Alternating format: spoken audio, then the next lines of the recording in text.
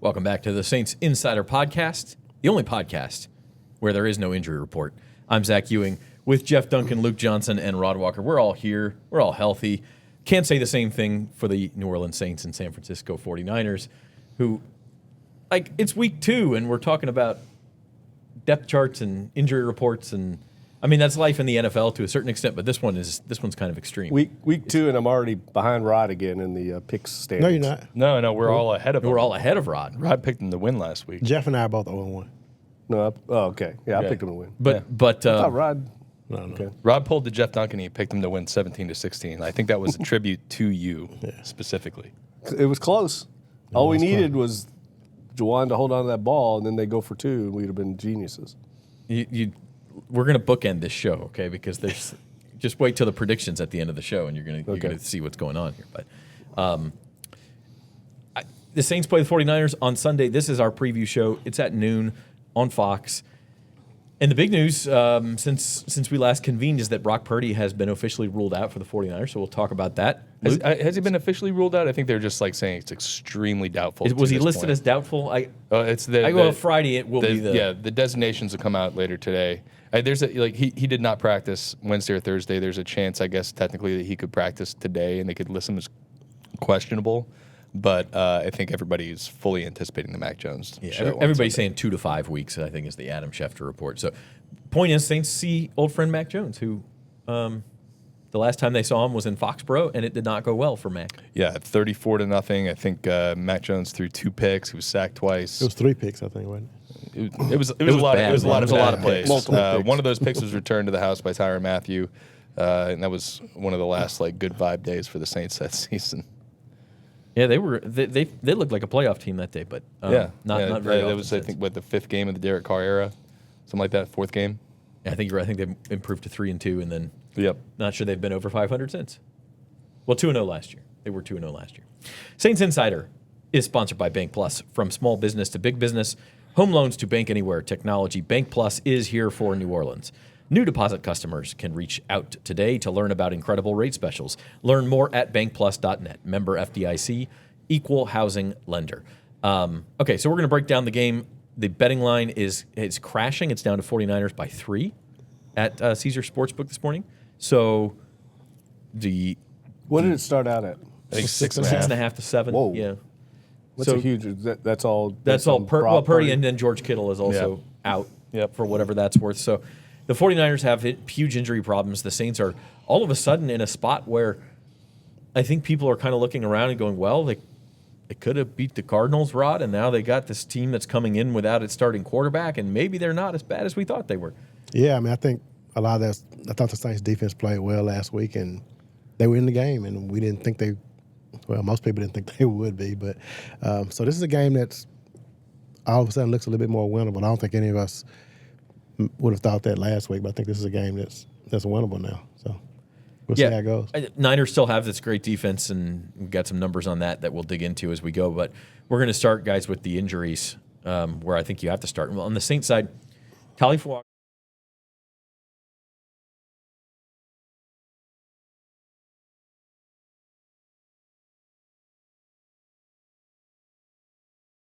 Manage, right? But they think he'll play. The question is, Luke, can he be effective playing? Yeah, that's the really big thing, right?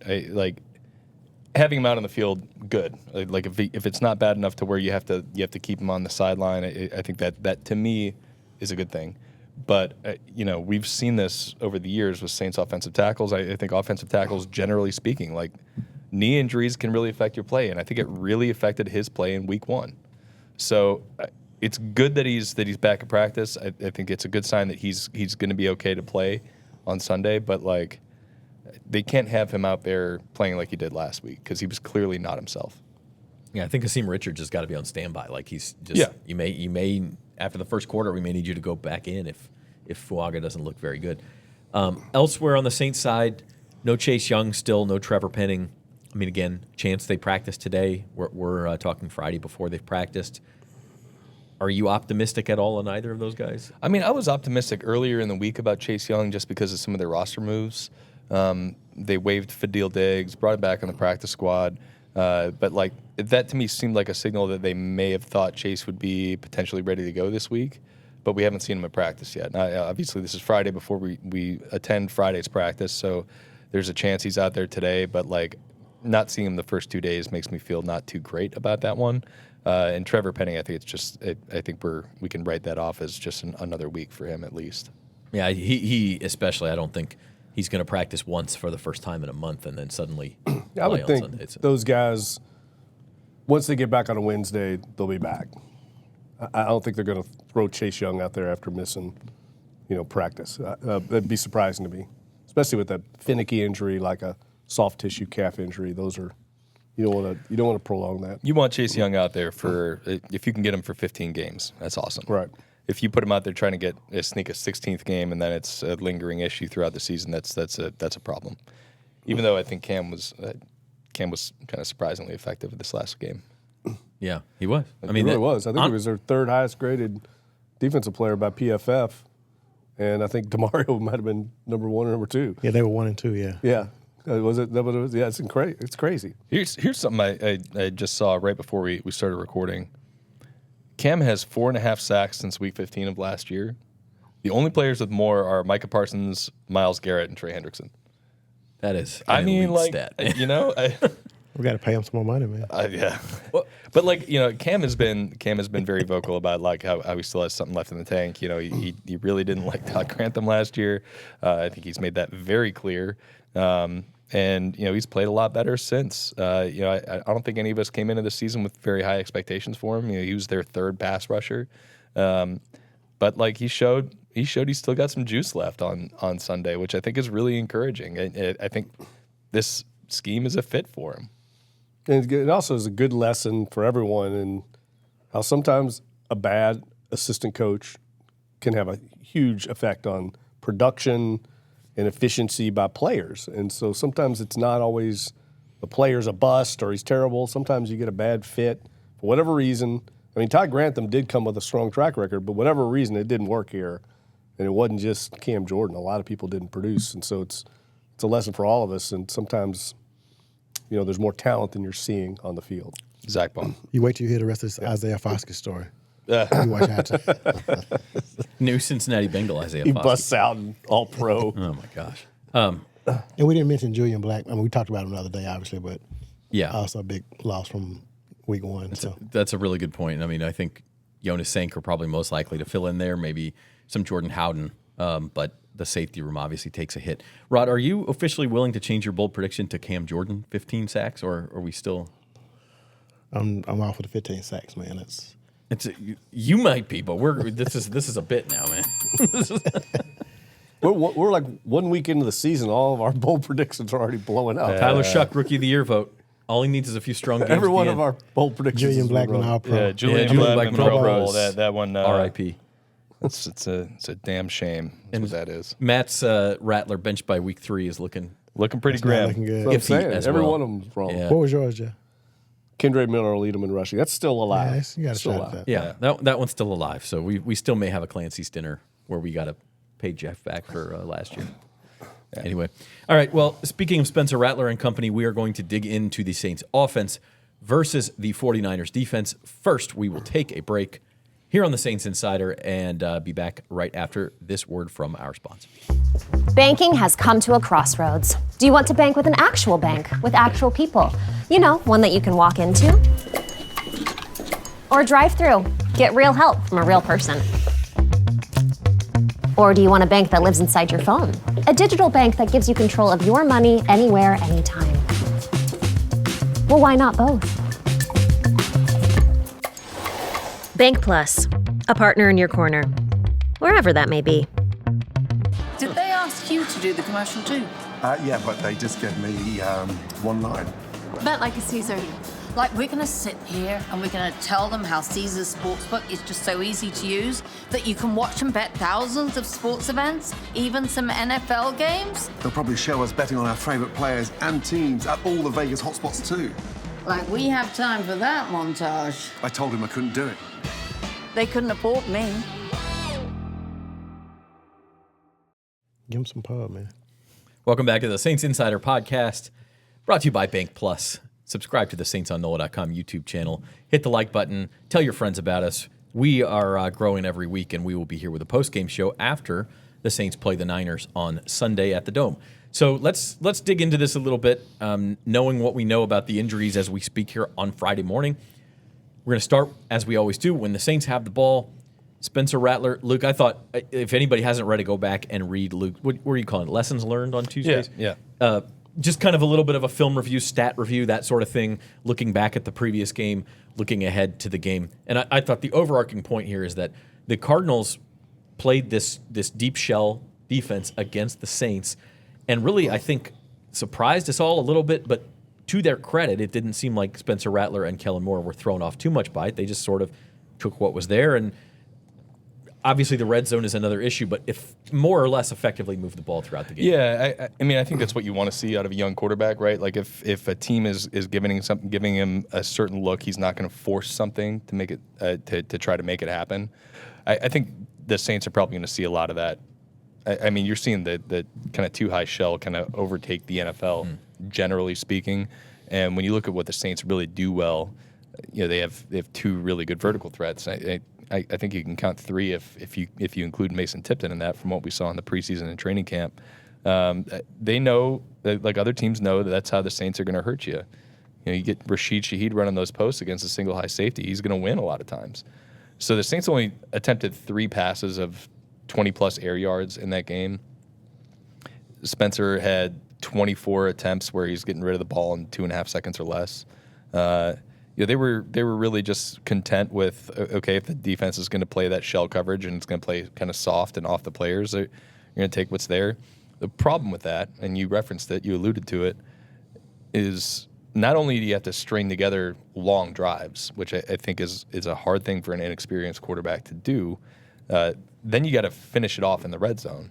And they were 1-4 in the red zone, 1 for 4 in the red zone in that game. So, and one of those was that last sequence where they got 3 pass attempts for the end zone from the 18-yard line. That counts as a red zone miss, but it's still like an area they weren't super effective. They had to be better in that if that's how they're going to live offensively. And they can't have all those pre-snap penalties too. That's another thing. That killed. What? Yeah, I mean, if they're cleaner, if they're cleaner, it's easier to convert. You're trying to matriculate your way down the field a little bit. 1st and 15 or 2nd and 15 is a big problem. Yeah, and let's see if that's just a week 1 anomaly. I'm not sure that's not something we're going to be talking about all year. I think just early on rust. Yeah, well, and that's like something like we've all got to like reckon with when we're talking about these teams is like week 1 is such a tiny sample size, and it's really easy to just put a lot of meaning on what we see in the one time we get to see it in a game setting. But like all this stuff is going to change. I mean, obviously the Saints didn't average 47 points per game last year. Like teams learn stuff. They learn how to adjust. The Saints learn what opposing defenses are going to try to do to them, and they come up with a counter punch, and then other teams come up with a counter to the counter, and it's all a big chess match.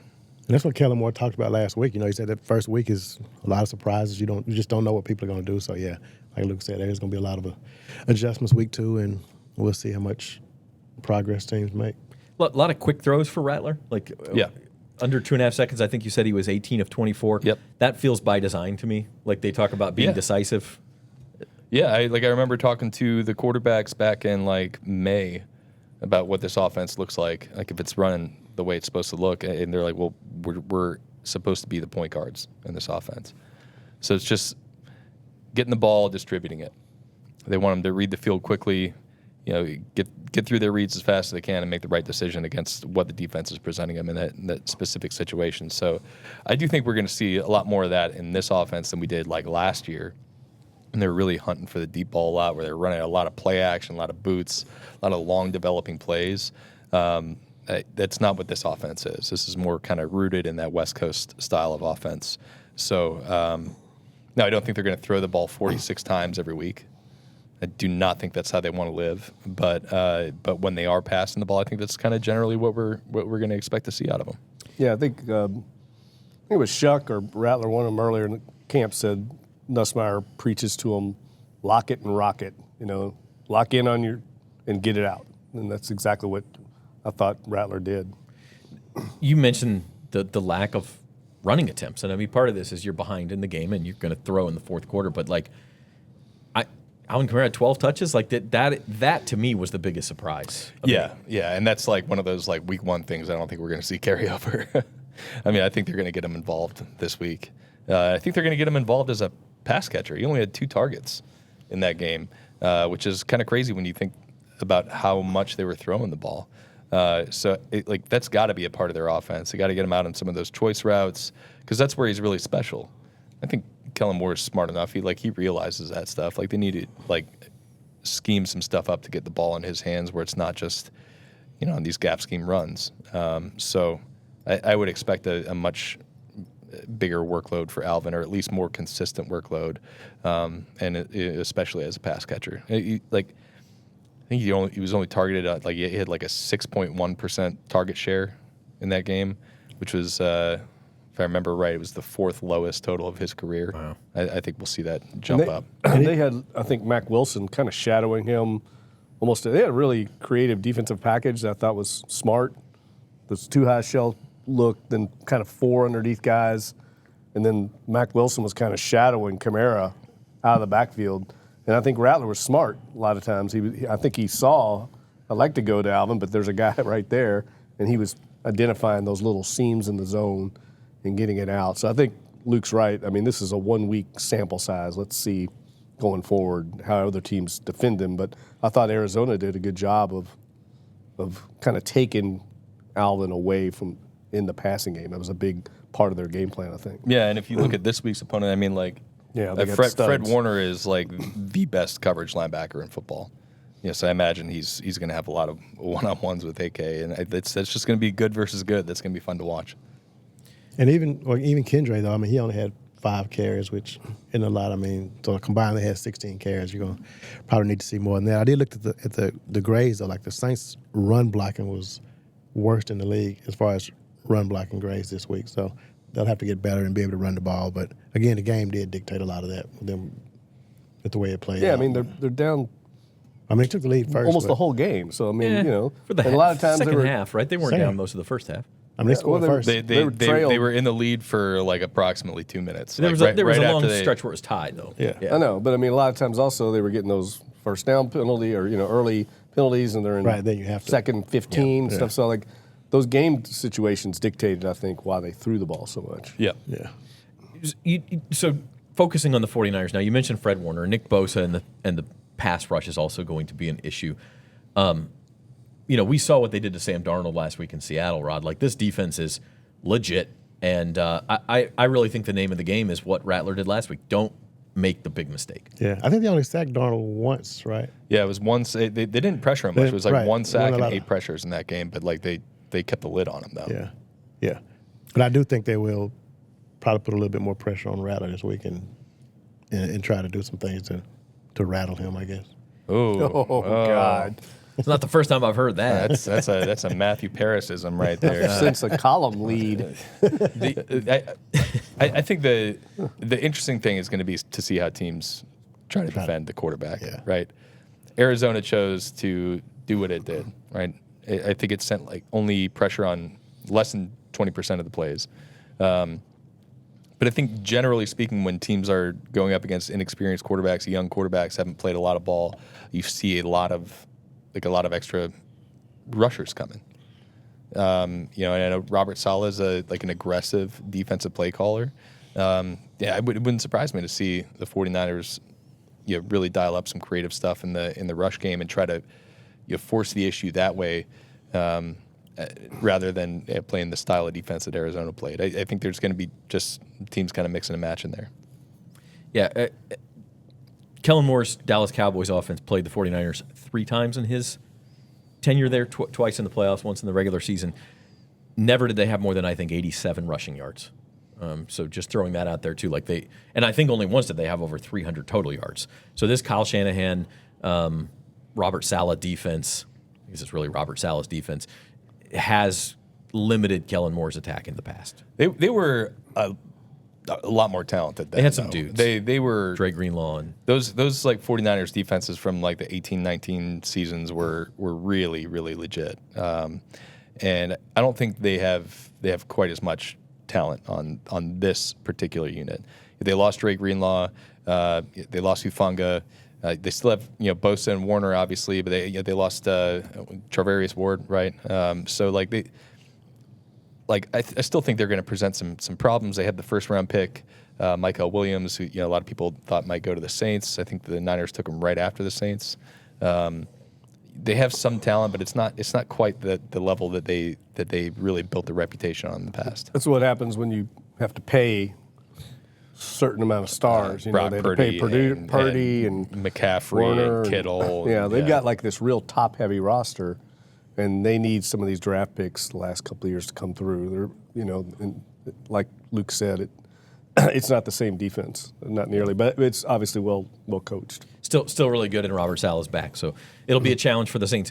On the other side of the ball, speaking of talent level not being where it was, I mean, like, no George Kittle, no Brock Purdy makes a huge difference. Yes. And no Brandon Ayuk either. Yeah, no Brandon Ayuk. They obviously don't have Debo anymore. I mean, this is not your older brother's 49ers offense. Still have Christian McCaffrey. And most importantly, you still have Kyle Shanahan, pulling the levers. I think he's just, I think, the best play caller in the NFL. The thing that they're going to try to do is they're going to try to put some of the players the Saints have who are not super experienced, like not Demario Davis, not Cam Jordan, whatever. They're going to see Jonas Sanker making his first start. He's played one NFL defensive snap in a regular season game, and they're going to be like, let's put that guy in conflict and make him make a choice between two things and make him choose wrong. They're going to find some stuff to where they can pick on weak spots in the Saints defense. I just don't know if they have the guys to do it. Right? That is a huge problem for the 49ers, not having really probably your best pass catching weapon in George Kittle and not having your trigger man in Brock Purdy. That's going to be a problem for them. But I do think that it'd be foolish to go into this and think they're going to walk all over this team defensively, because Shanahan is still a really, really, really smart play caller. And they still got a guy named Christian McCaffrey. Ricky Pearsall had a big week for them at receiver last week. Now, having said that, speaking of that Seattle game, even with Purdy in there, they really struggled, especially once Kittle left the game in the first half. I think the second drive of the game he left. They really struggled to get points on the board. They had field goal problems. We'll talk about that in a minute. But if it weren't for almost a miracle touchdown catch at the end by the tight end Tonjes. What's his first name? John Tonjes? Jake Tonjes. If it weren't for that, which, by the way, Jim Derry told me, the host of the Datitude podcast on our network, that on Next Gen Stats, the only catch made in the NFL with a catch probability less than Juwan Johnson's at the end of the game was that Tonjes touchdown reception, which is interesting. So he kind of reached around, a defender caught the ball. But, this offense did not look like it was in rhythm with Brock Purdy. No, it didn't. I mean, McCaffrey was actually, he was obviously the guy they went to a lot. I think he had 60-something yards running, but he's only averaging 3.1 yards a carry. So, I mean, they were able to – he had to get a lot of carries to get his 69 yards. He also had some 70-something receiving yards. So, I mean, he's going to be in the mix. And, I mean, the same things we said about Kamara, I think is the same thing they'll be trying to do with McCaffrey this week, and making sure he gets some touches and and be able to make some plays out in space is what I think that's what they'll do. Seahawks have a really good defense too. Yeah. They might finish the year with a top 5 defense. So it's another week one caution. Sneak peek to next week. Yeah, a week one caution. But yeah, I mean, I really like what the Saints did defensively last week. They kept a lid on Kyler Murray. He only threw for I think 160 yards in that game.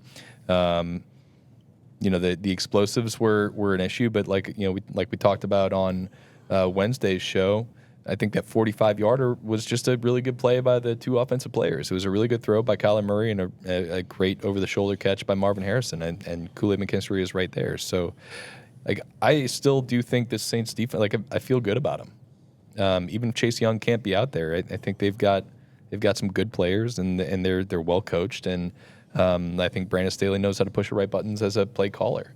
That 3rd and 4 pressure he sent with Alontae Taylor was a perfectly timed and executed play. I feel good about it. And we'll see if I still feel good about it after this week. And he knows this team really well. Yeah. I mean, he was there last year. He knows that system, knows the personnel. he'll have a good plan for this week. Yeah, and he coached against them in division too when he was the Rams defensive coordinator. So Yeah. One last word, Mac Jones. Like, is he as good as Brock Purdy? No, he's not. But you're also talking about one of the more experienced backups in the NFL. He's started 50 games. He's won 20 of them, I think. He's not, he's not Andy Dalton or Jameis Winston or Kirk Cousins, obviously. But among kind of the rest of the crew, he's right up there as far as experience goes. So it's not like you're getting some guy you can just totally go in and rattle.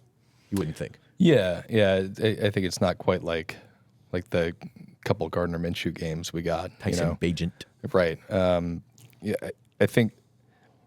Look, he's not like a super dynamic player, right? Like I don't think he's going to just like rip seam balls against this team, but like he is a really good processor, which I think matters in this offense. And he'll have him playing on time and everything. It's just like there's like limited mobility. There's limited arm strength. If the Saints can send some pressure at him, I think there's a chance they could. Make him look like the Mac Jones we saw in whatever 2023, whatever season that was. Yeah. He got sacked 12 times last year in his 7 starts with the Jags. So, I mean, you can get to him. Yeah. I mean, he was fine with Jacksonville last year. He's 65% completion rating, 80 passer rating, 8 touchdowns, 8 picks. And he looked pretty decent in the preseason. 74% completion percentage. He did have 2 picks, no touchdowns, but yeah, I think more than anything, this and we'll have a story up on this today, but like they're preparing less for the player than they are for the offensive system, and that's really what it boils down to. And to me, look, Purdy's no Kyler Murray, but he was a little more mobile. Yeah. But Mac Jones really doesn't bring anything to the table in mobility, and for as many games as we've watched now the last few years of the Saints defense. When they get a guy like a Mac Jones, they really it reduces a lot of what you have to worry about, I think. So, yes, he can process. I do think it helps them for having a week. Kyle Shanahan reminds me of Peyton in that, like, there's a part of him that's likes, I think, the challenge. I can win with Mac Jones. Watch me. And he'll put together a scheme. Do not underestimate that factor. But this defensive front, I thought, rushed pretty well last week and kept Murray pretty much in check running the ball, and they don't even have to really concern themselves with that this week. Yeah. Okay, moving on to special teams. As mentioned, the 49ers dumped Jake Moody as their kicker. Is Eddie Pinheiro signed officially? Yeah. Former Panthers kicker he'll be back in the Dome kicking for the Niners. Anything else you guys have on special teams? We got 2 things. Zach Wood is long snapper. Yeah, he's never missed a game in his career. This might be his first one. What happened to him? I don't even remember what happened to him. I don't know. It's an elbow injury he's dealing with, but I don't know. That's not a good deal. That's Seems important for a long snapper. Maybe the worst thing. I'm surprised they don't get hurt more, honestly. I know there's rules to protect them, but they're very vulnerable in that spot. Yeah. So, Zach, and then what was the other? Oh, Thomas Morstead's coming back home, and I mean, we've all covered him when he was here, and we all like him just as much as he likes New Orleans. We like him just as much, and he's really looking forward to it. His first game back in the Dome. He's actually played the Saints once when he was with the Falcons at the end of 2021, but that game was in Atlanta. So this is his first game back in the Dome, and I have a story up about him, and he's really fired up about it. He has 40-something people he says going to be. He had to buy a suite for the first time, and so anyway, he's excited about coming back. All-time dude.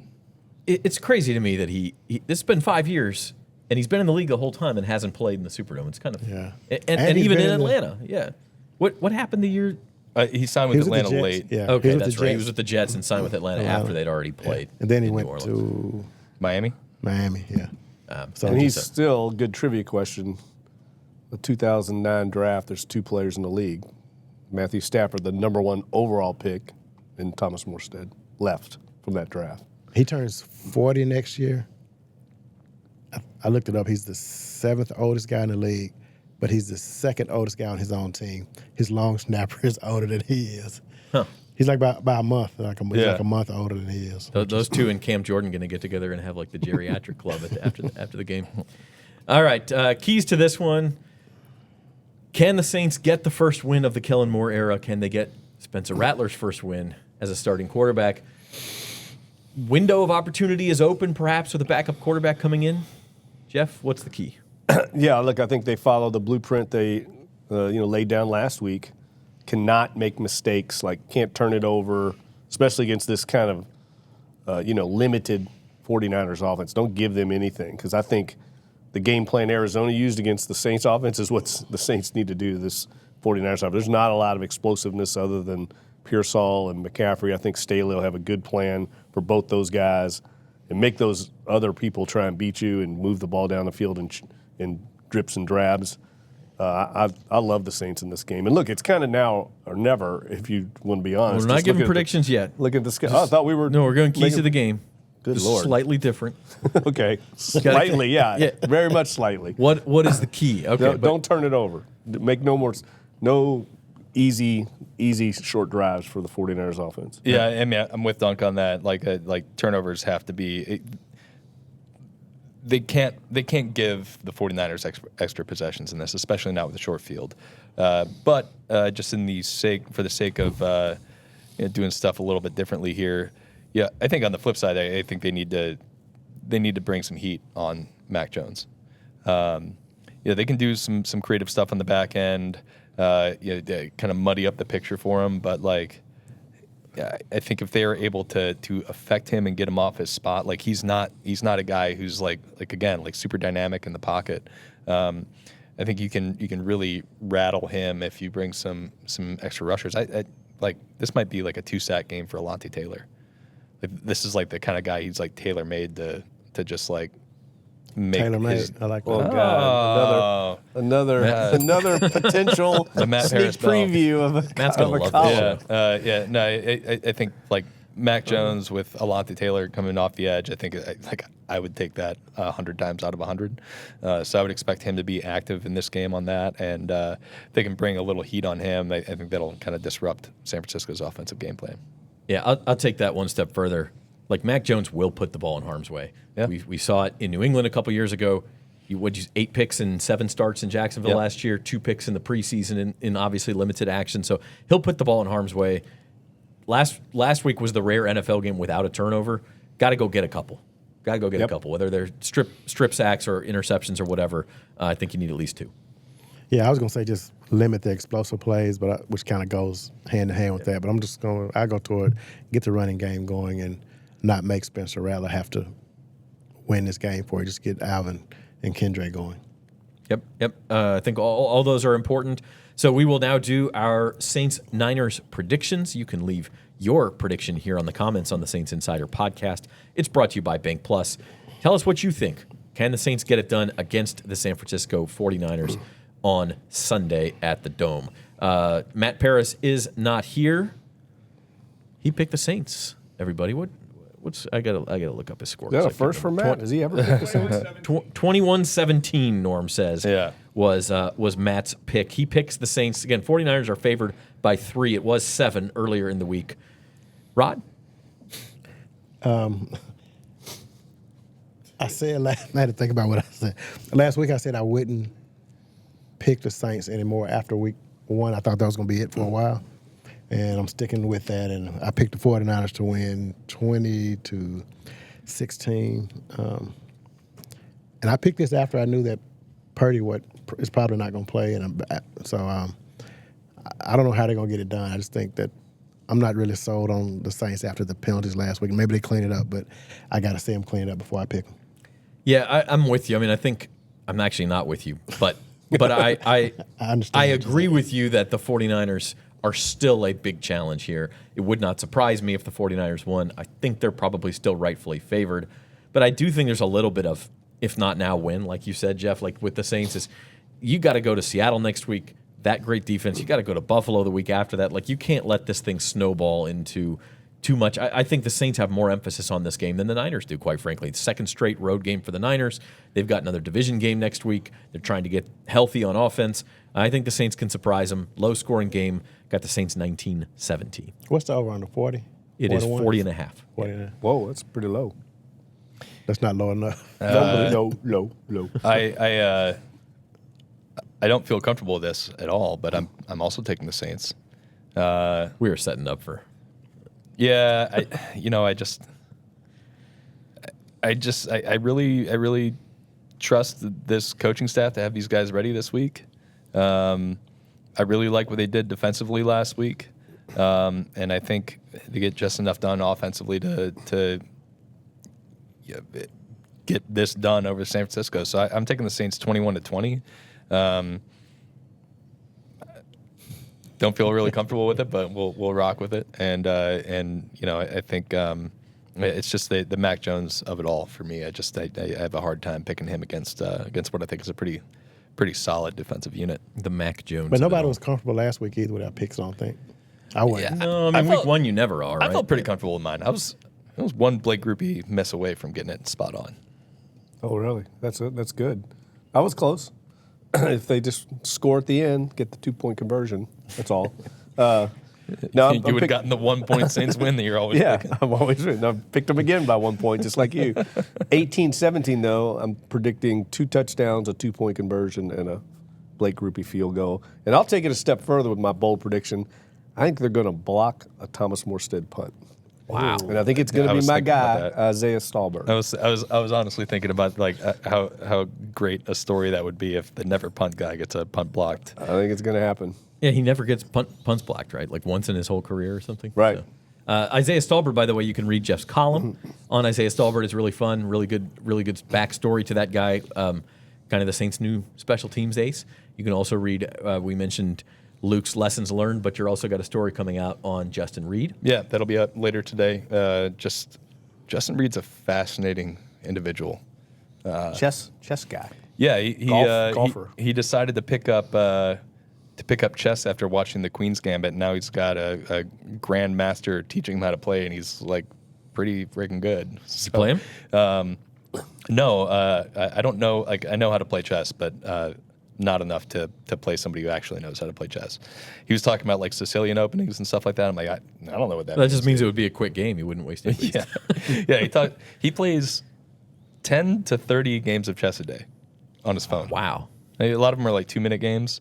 But, I think there's just like an obvious correlation between strategy in chess, strategy in football, and he plays like such an important role in this defense and just like getting everybody lined up and understanding when things are changing in front of him, like what is the counter move to that. So really, really fun, interesting guy. He does have a golf game coming up with Jay Kaner. He challenged him. Which is maybe not the guy you want to challenge in the locker He'll have a room, big role this week with Sanker, young guy next to him. Instead of having like a bishop next to him, he's got a pawn now, so he's got to figure that out. Man. It might be a knight.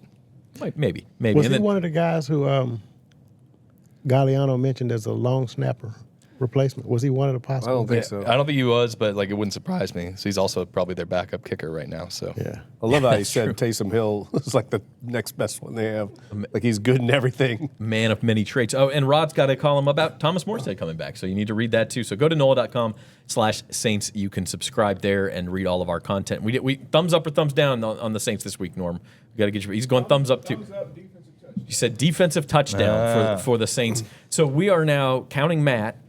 5 of 6 Saints picks. This is sure to go well. That feels problems at all. awful. No jinx here on the Saints Insider podcast. So we'll see you Sunday for the postgame show. We will find out how right or wrong we were. And all of you, leave your picks in the comments, and we'll see you Sunday. For Norman Bell, Jeff Duncan, Luke Johnson, and Rod Walker, I'm Zach Ewing, and we'll see you next time.